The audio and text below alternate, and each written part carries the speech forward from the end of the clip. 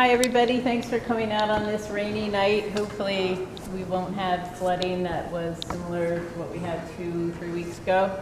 Or we'll all be stuck here in this really cool spot. But thank you to Dana and Jonas for hosting this and putting it together. Dana is the owner and Jonas is the curator.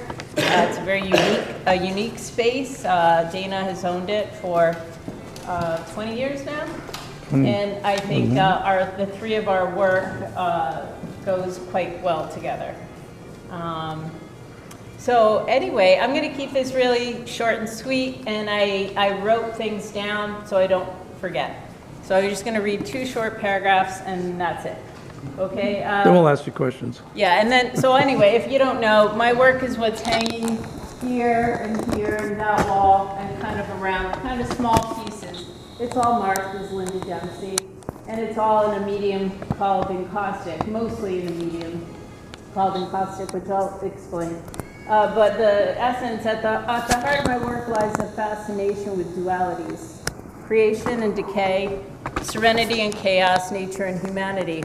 I'm drawn to moments where the natural world reveals its fragility, and I seek to convey the tension between its breathtaking beauty and the inevitable forces that threaten to unravel it.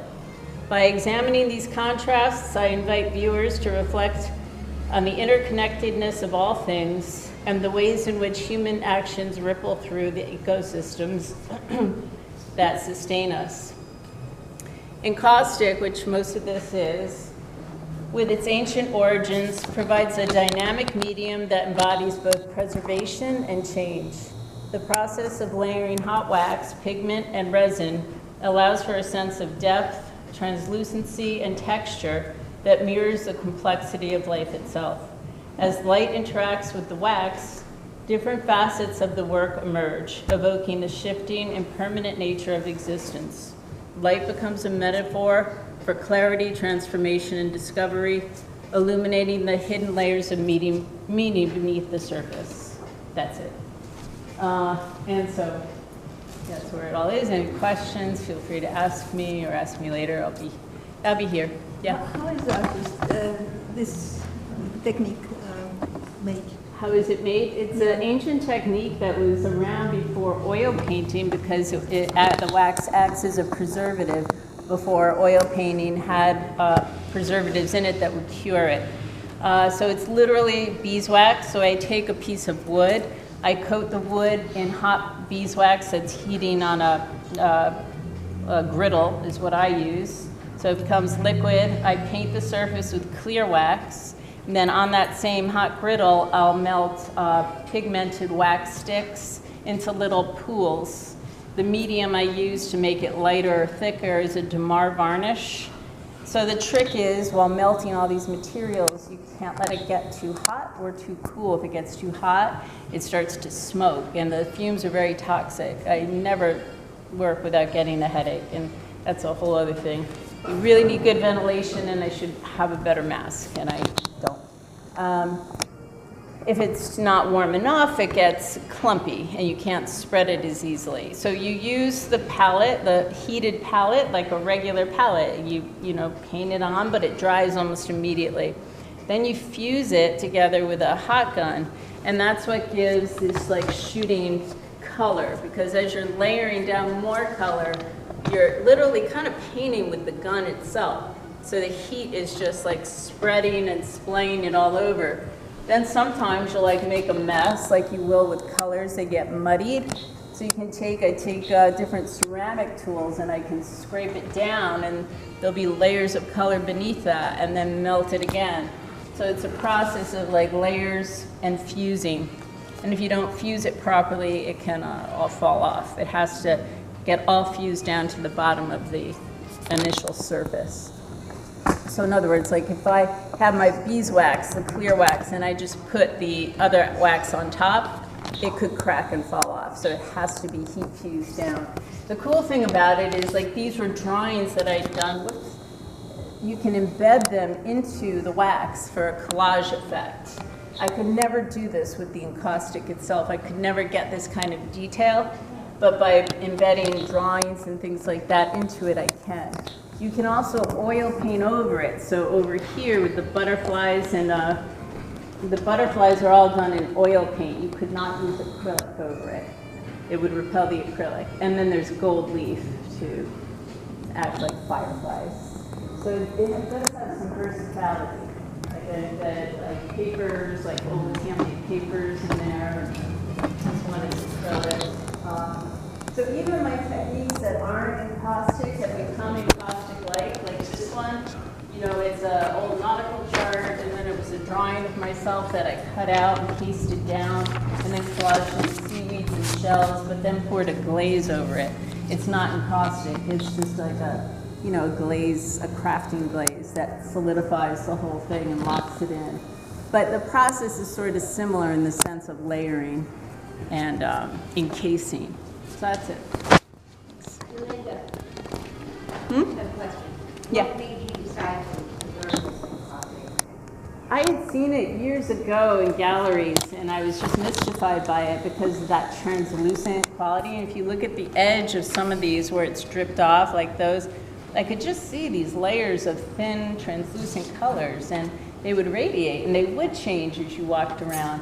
So through trial and error, you know, like heating candles on my stove and pouring it over, it was a mess. And it wasn't, I lived in New York 17 years, and moved to Newport, and I had a bigger space, and I lived near the Newport Museum, and they offered classes, and one of the classes was in caustic. So I took that class, and I had proper ventilation, and, you know, I had a bigger place then, and you really need that, you know, a tiny apartment that you can't really work in, and open the windows and all is not the place for caustic. You need a lot of ventilation. And so yeah, it was just, as soon when I first saw it, I just fell in love with it.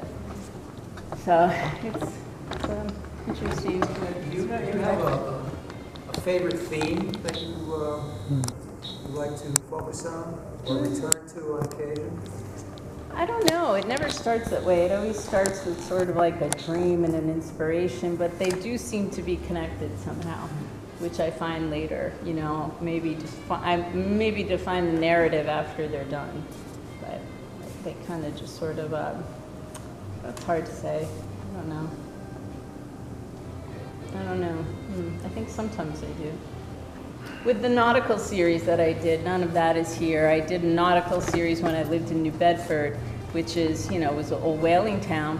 And I found all these old nautical charts in marine shops, and they were all used. They'd have like coffee stains from captain, you know, cigarette burns, markings on them. And so I bought a whole bunch of them and started doing a nautical series very intentionally because of the area I lived in, with the hope of selling them, and, you know, selling them at the Whaling Museum gift shop, stuff like that. And they, you know, I would draw and paint on the maps, and then sometimes coat them in encaustic.